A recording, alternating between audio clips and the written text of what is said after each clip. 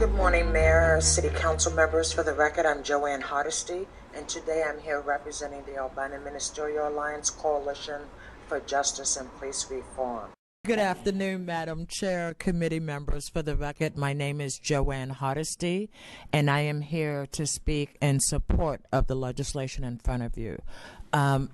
I'm speaking, you have my written testimony. I am also the president of the Portland chapter of the NAACP. For those who know Joanne as the voice, as the conscience maker, as the microphone, she's literally a DJ around justice, who speaks out and who represents what has been over a decade of work to promote community participation in the level of responsibility for policing and for safety and justice. Whether she's standing with a microphone or she's engaged in a city council hearing, Joanne has been an advocate, she's been an activist, and she's been an agitator. There should be a lot of head nods about justice is not going to be done until it's done. And I'm here for the long haul. It has been our experience in this community that African Americans are stopped 2.5 times more than their numbers in the population would indicate would be appropriate. They're searched twice as often, and they're half as likely to have guns, drugs, and other paraphernalia once that activity happens. And so we as the Department of Justice, we said, we have gone through and used all the internal mechanisms to try to hold the police accountable. I can tell you I've served on Blue Ribbon Task Force, I've served on committees, I've worked internally and externally trying to change the culture. And we decided in 2011 that clearly we were not going to be able to change the culture without the assistance of the Department of Justice Civil Rights Division. What we have found is that the Portland Police Bureau does, in fact, engage in a pattern and practice of an excessive use of force, specifically in its dealings with people who suffer from mental illness or people who are experiencing a mental health crisis, and that this pattern or practice does violate the Constitution of the United States. So like right now, if a Portland police officer shoots somebody in Portland, Portland police officers investigate whether or not that police officer acted appropriately. Well, are Portland police officers ever going to find Portland police officers did anything wrong? No, of course not. Right? And so, nor will the grand jury. If we're going to fix Portland police, there's a lot of entities that have to be fixed as well. It can't be just the police. We got to fix the district attorney. We got to also fix the state legislature. And so I proposed 3 pieces of legislation in Salem. If you see a police stop someone, stop, observe. If you got a cell phone that takes pictures, take a picture. Stand close enough that you can observe what's going on, but not so close that you can be accused of interfering. Just like my husband and I did the other day, we just leaned up against the wall, crossed our arms, and let it be known we weren't leaving until they were done. There's a group there's a moms group that they have kids who've been suffering from being over-medicated in our mental health system, and they were organizing a march to Vancouver to join up with the moms in Vancouver. And they just happened to be marching down the street and singing and chanting, and they turn a corner onto Martin Luther King Boulevard, and they come face to face to a traffic stop. There are 4 African Americans sitting on the sidewalk. There's a brand new Dodge vehicle that one of the gentlemen was driving. They're sitting on the sidewalk. And so Joe Anybody was filming them. One of the young men said, well, you know, they wanted to search my car. And I said no. And what the police say to people who they believe have no power is, you can let me search you, it'll take 5 minutes. If not, we can tie you up for hours. And that's what they did to this man. They said, he said no. They said, okay, fine. They called out gang enforcement officers. There were a dozen police officers out doing a traffic stop on Martin Luther King and Shaver. And so, the 4 African Americans, they have them sitting on the sidewalk. They were tearing the car apart. I mean, they're looking, they know 4 black folks in a brand new vehicle driving down MLK, gotta have drugs, right? So they were convinced that they were gonna find something, so they didn't. What was so wonderful about this was not only Joe Anybody was filming the whole thing, was that people in the apartments noticed the traffic stop and they started coming out as well, and they came out with their cameras and their iPads and their cell phone cameras, and they stood on the sidewalk. Now normally when people encounter a traffic stop, the officers are very aggressive in making you move on. You move on or you're subject to arrest as well, right? There were way too many cameras for them to do that, right? And so it was so wonderful. They in fact were there for about 1 hour and 45 minutes. So I'm telling you stories, and these are stories of real people, real lives, real deaths that have taken place in our community. And if you listen to the public record of these deaths, what you hear is that the police did nothing wrong and everything was fine. But I'm here to question, to challenge you. We have, what they tell me is a very well-trained police force, and so if they're so well-trained, why do so many community members who are unarmed end up dead?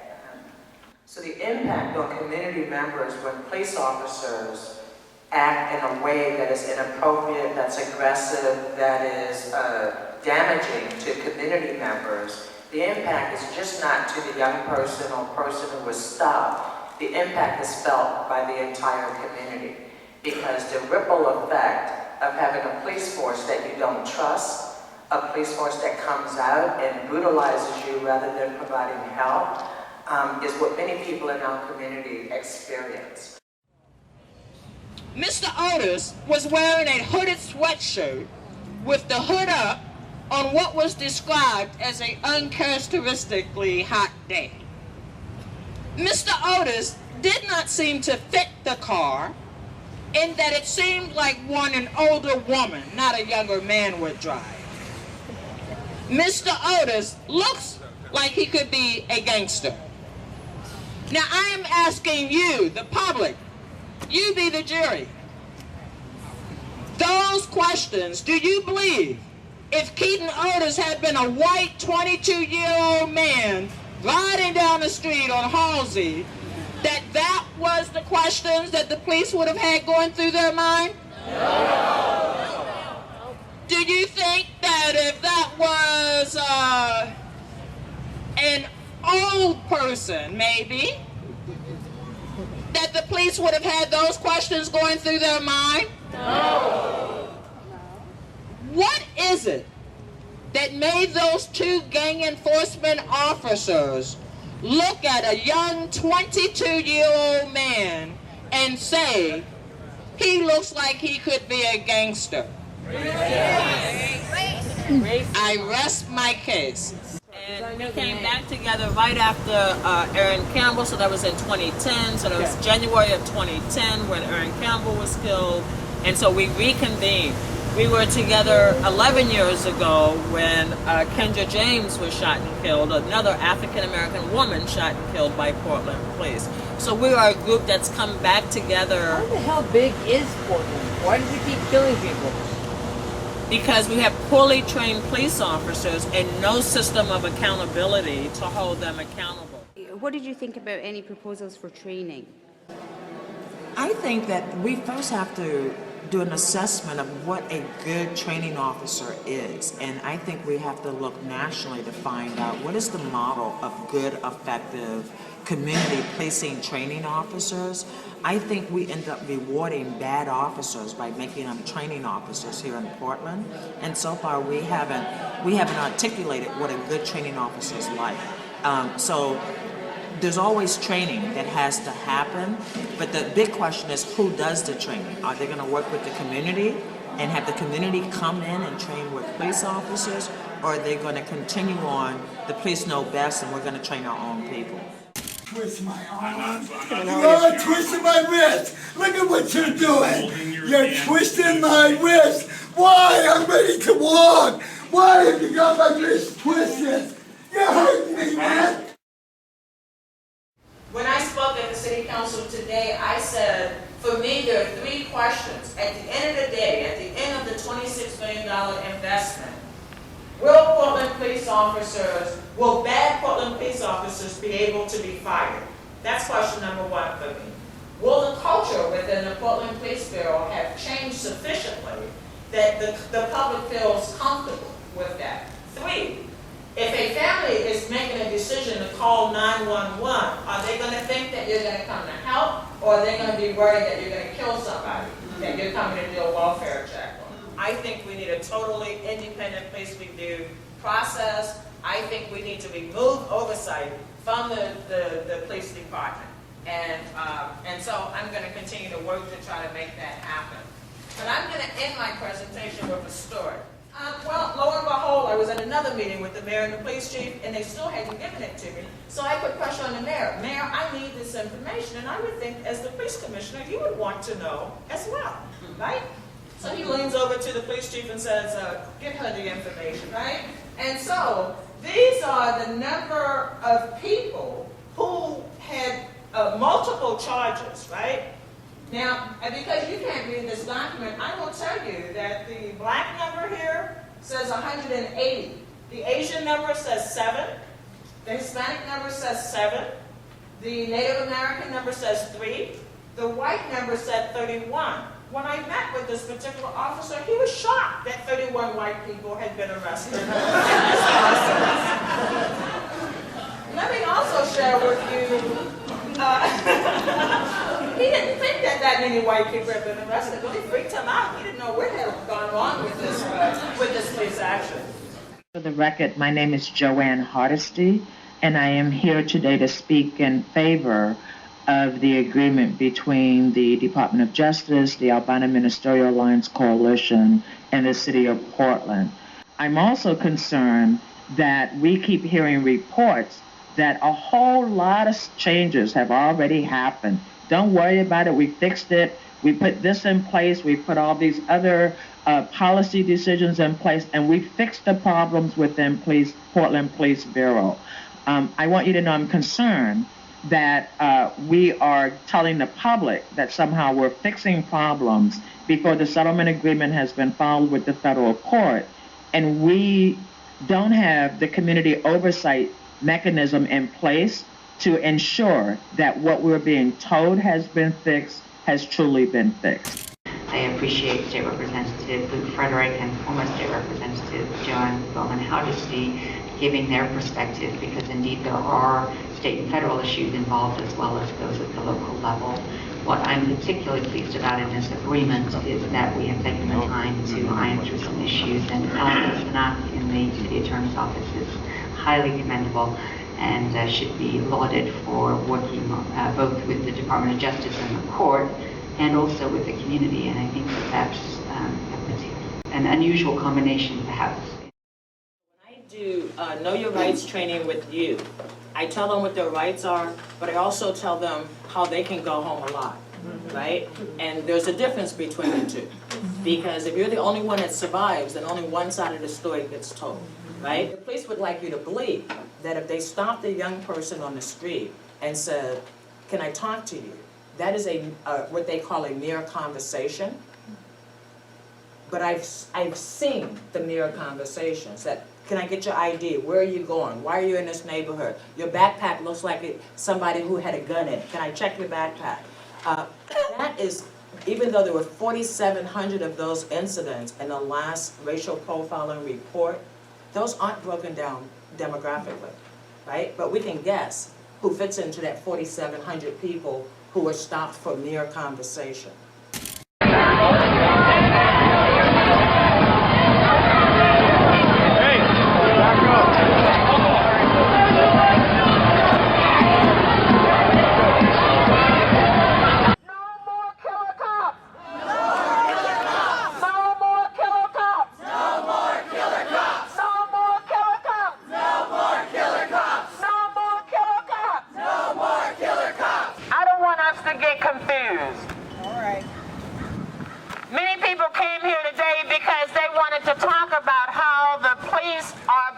Militarized and now have tanks and weapons of mass destruction. That's right. But I don't want you to get confused, because in communities of color, regardless of the weapons that police have, they have been systematically abusing their power in communities of color. So let's not get confused. This isn't about what weapons they have. This is about a mindset. This is about a mindset that devalues black life. When did it become okay in the United States of America to try, convict, and execute on the street black people? When did that become okay? It's not okay. Never. When did it become okay in the United States of America for police to just willy-nilly say, I was scared? It's not okay. And that's why I shot him 28 times. Portland is not unique. When I say Portland is not unique, the problems that we're facing with our police departments are being faced all over the country. What's unique, however, is in Portland, we've been tracking it since 2001, and it's been consistent. If you're African American, you're twice as likely to be stopped. If you're stopped, you're twice as likely to be searched. And if you're searched, you're half as likely to have guns, drugs, or other paraphernalia on you. If you're Latino, it's 1.7 times as likely to be stopped, 2 times as likely to be searched, and once again, half as likely to have guns, drugs, and other paraphernalia on you. The problem that we have is that we have very poor definitions of accountability. We have a very poor definition of gang members. We have a very poor definition of who a criminal is in our community. I can tell you from the data that I've researched over the last 30 years that I'm hopeful for the first time in about a decade that we have people and new systems in place that we can have the real conversation. I can tell you how frustrating it is when you're a community member and you go to talk to the police chief or go talk to the police commissioner and they give you platitudes and they tell you how wonderful they're doing. Guess what? If we were really doing wonderful, we would not be having this conversation today. And so I am hopeful. Thank you.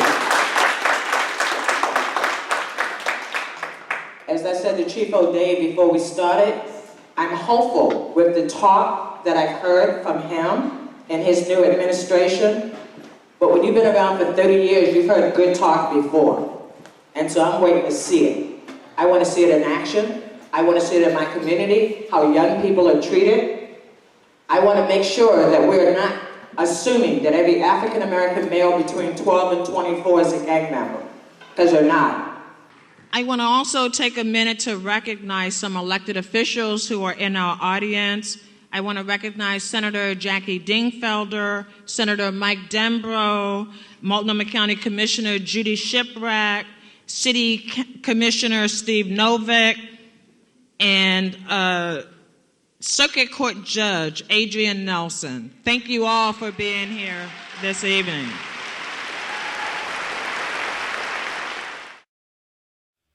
Joanne Hardesty, in the middle, is currently the president of the Portland chapter of the NAACP. She also has more than 30 years experience in organizing communities of color and low-income communities. She is also a former Oregon State representative who served 3 terms on Oregon's State's Judiciary Committee. Joanne is also the principal partner in Consult Hardesty, a firm that specializes in developing leadership in community-based organizations. She also has her own weekly public affairs program on cable radio. Let me start by saying, as a 57-year-old African-American woman, I am thrilled that finally Black Lives Matter. In my lifetime in the country, in this country, in the United States of America, Black lives have not mattered. And so when people start saying, well, can't we get over Black Lives Matter? Don't all lives matter? I want to spend a little bit more time with Black Lives Matters. And I want to do that because, again, this is this moment in society. I believe once a generation, we get an aha moment. And so, I see that on the reading list, you have Michelle Alexander's book as the first book for you to read. If you haven't read this book, it is an absolute must read. You got to read this book, because when this book came out in 2012, I thought, okay, this is it. The world will now know that we have a messed up criminal justice system, and this book is the start to fixing it. And guess what? The book came out. Michelle went around on a speaking tour. People filled up auditoriums. They asked questions. We brought Michelle Alexander to Portland. We had 1,200 people, standing room only. And so people were like, yeah, this makes sense. This makes sense. It connects the dots. But nothing happened. Still got the same criminal justice system, still have the same policing policies, still have the same activities going on in our communities. The ridiculous definition that all our law enforcement organizations came together, did a Multnomah County gang assessment report, and said we have 147 gangs operating in the city of Portland. I almost fell out of my chair laughing when I read that. It is not realistic, it's not possible. And so, to me, this is not an academic conversation. This is people's lives who have lost their lives. When the Internal Affairs investigates, we're told the police did nothing wrong in both of those cases. In both of those cases, the police officers are still collecting their salary, they're still on the force, they've been promoted. And so, as a community, this is not an academic conversation.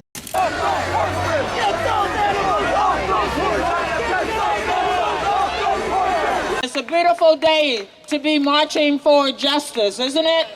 It's a beautiful day to be here, to stand and be counted, right? We've got a little while before we start the program, but please take a moment to look around you and meet someone that you don't know. We want to see Portland represented today. Yeah. You look beautiful. I don't know if you can see what I see, but you look beautiful out here today. I see black and brown. I see white. I see young and old. I see our beloved community today. Thank you for standing up to be counted. What do we want? Justice. What do we want it? Now. What do we want? Justice. What do we want it? Now. What do we want? Justice. What do we want? Now. What do we want? Justice. Now.